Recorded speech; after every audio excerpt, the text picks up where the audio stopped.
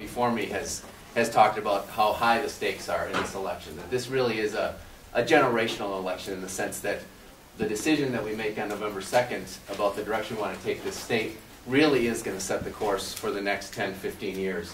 Partly because of the huge challenges we face with budget deficits and all in the economy and all that kind of stuff. And partly because our state is changing very quickly. You know, we're getting a lot older, first of all, we're getting a lot more diverse, and we have to deal with all that complexity as well. So the next governor is going to have a lot of stuff on well, his plate. It will be a his, I suppose, at this point. For me, the reason that I think Mark Dayton would be a great choice to be the next governor of Minnesota and would be a great governor for Minnesota is really two things. The first thing is, and I've watched him now in this campaign for a year and a half, it's very clear to me that in the place he is in his career and his life, he is willing to kind of have tough conversations with Minnesotans that we really need to have, and not worry so much about the political consequences of having those conversations. And you know, honestly, in an election, that poses challenges, right? Because you want to convince people to vote for you, and talking about hard truths is not necessarily the best way to get there. But as the next governor, it's exactly the kind of characteristics we need in the next governor. And you know, quite honestly, the governor that we've had for the last 8 years has made many of, or if not all of his decisions based exclusively on the political outcomes that are going to come from that. And I think that change has not served the state well. And so I think Mark's going to be great with regard to that. And the other thing that I'm a state legislator, for those who, most of you who don't know that, I represent Richfield and South Minneapolis in the State House of Representatives. And when I first went in 8 years ago, you know, I thought, you know, the way you can solve political policy problems is just to use your head and figure out, okay, here's the facts, this is where the answer leads. And one of the things that I've learned in my career over there, and I think this is really true, is that politics, it's about what happens in the head, and Mark has the policy expertise to rival anybody in this race. But it's also about what you have in your heart, and what you know, putting a human face on the decisions that you're making. And I think if you look at where Mark's been in his career, who he stood with throughout his career, I think this is the clearest contrast between Mark and the other two candidates. I mean, Mark has been with the people, you know, the people fighting overseas and the veterans. Mark has stood with the coaches in the Little League. Mark has stood with students, standing up for kind of ordinary Minnesotans. While the other two candidates, I think, for most of their careers, have really been on the side of corporate interests and others. And I think that's a really important thing. And I think the reason Mark has been there is not just because it's politically expedient, but because that's where both his heart and his head are. And I think in the next governor, that's another thing, again, as we look at these huge challenges. And you know, I chair the Health and Human Services Committee, so I deal with a lot of those issues that are going to get hit really hard depending on the outcome of this election. I think Mark Dayton is the person who's going to be standing for that. And the last thing I want to end with, you know, we talk a lot about the distinctions between the parties and focus on who's going to raise taxes, who's not going to raise taxes. The reality is everybody's going to raise taxes of one sort or another, whether it's property taxes and fees or whether it's progressive taxes. So that's really not the choice. To me, the real choice, difference between the parties, and I debated Tom Emmer a couple months ago on the radio, and what he said is he wants to return Minnesota back to the government back to the 60s. And that's his model. You know, before Medicare and Medicaid, before the environmental laws that we passed, before 18-year-olds could vote. And I think what Democrats want to do and what Mark Dayton was is really to look to the future and see what kind of state are we becoming, and in the process of becoming, and how do we make that state a great place to live instead of just resting on where we were in the past. And I think when you think about what is at stake in this election, that to me is really what it's all about. So that is the pitch, I guess. If there's questions people want to ask. Actually, I have 4 questions. One of them is, and these are not worded the way that I used to. What characteristics do you look for on the Minsky Board of Trustees? Great.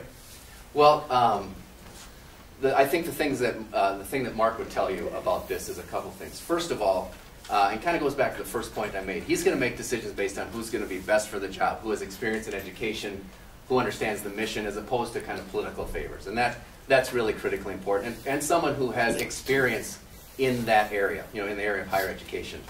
The second thing, understanding how critically important higher education is to the future of this state.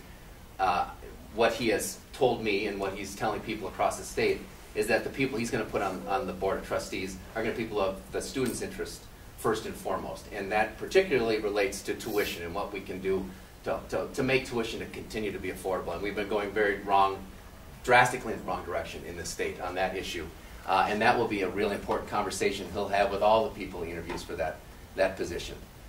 It really is one of those things that makes a huge difference and a really important reason to think about when you're electing the next governor. Who is he going to appoint to all these positions, not just in higher education, but in environment and in education for K-12 and in health and all those kind of things. Right, second question. As governor, what will you do to protect community colleges from budget cuts? Well, it's kind of weird that you keep saying, "What will you do?" I'm sorry. But what, and I would agree with this too. But what Mark has said is to make higher education really a priority. And one of it, at the end of the day, one of the things that comes down to is what are you willing to do to talk about bringing new revenues into the state. And he has been very clear about the fact that he is willing to increase taxes to help pay for things, especially education and higher education, because he knows that's where the future lies. And if you look at what Tom Emmer is proposing, which is to hold higher education funding flat, that's another $500 million about, and don't quote me on the number, but roughly in that range, $400 to $500 million cut to education, to higher education, versus what we're projected to spend. And what that translates into is a couple $1,000 more increase for every college student in the state of Minnesota if it's done through tuition increases. And Mark does not want to go in that direction. He wants to raise general revenues from the people of Minnesota, knowing that higher education is not just a private good that benefits you, but it's a public good that having educated people benefits everybody in the state of Minnesota, and we need to bring that attitude toward that. Right. What is your plan to preserve the environment for future residents of Minnesota? Well, again, I think this is a pretty clear distinction between the candidates, and one of the things to think about in this regard is Mark's running mate, Yvonne Pretner-Solon, who has chaired the Environment Committee in the State Senate and Energy Committee, and carried the big kind of renewable energy bills that we have passed over the last couple of years, really putting Minnesota in a leadership position in many ways on environmental issues. And so she's going to be, I think the fact that he chose Yvonne to be his running mate is reflective of the fact that he's very committed to that. He's committed to making sure we use the legacy dollars in the way that they're meant to be used to preserve our environment for future generations. Tom Emmer voted against the legacy amendment, and he actually proposed repealing the funding that would go into it after it passed, even though it passed by more votes than any person has ever gotten in Minnesota. Clearly Minnesotans are on the side of investing in our environment. And the last thing, and I'm not going to remember the last point on this, but I'll leave it with that. That this is clearly something that distinguishes the candidates, and it's also something that Mark's very committed to, and he has been throughout his career. Oh, the thing is, when he was in the Senate, I mean, this is to point to something that very concrete. If you think of the Hiawatha Line and the Central Corridor and all the transit that we're building in Minnesota, when he was in the Senate, he was the person who was responsible for getting that federal funding that helped to pay for that. So his record is clear on these issues. His choice of running mate, I think, is a clear indication of where he stands, and he's very much committed to a clean environment and new energy economy. Last question. As governor, what can you do to help community and technical college graduates find employment? Well, this is probably the biggest issue on all of your minds, I'm sure, and on really Minnesotans' minds as you go and talk to people across the state. What are we going to do about jobs? And there's a couple things I think that are really important. First of all, Mark wants to do a bonding bill next year, right away, $1 billion bonding bill to start getting people back to work. So that gets people hired, right, in the jobs that build buildings and do stuff on this campus and other places. But also the spin-off of all those jobs. When people get money in their pockets, they start spending on other stuff all through their community. So there's a big impact that bonding bill can have.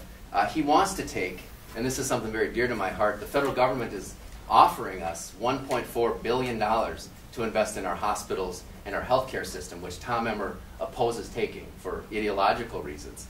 Mark wants to take that dollars, and what that means is about 30,000 healthcare jobs in the state of Minnesota would be able to be funded if we had that money, because that money would come right through the state and go to our hospitals and our clinics.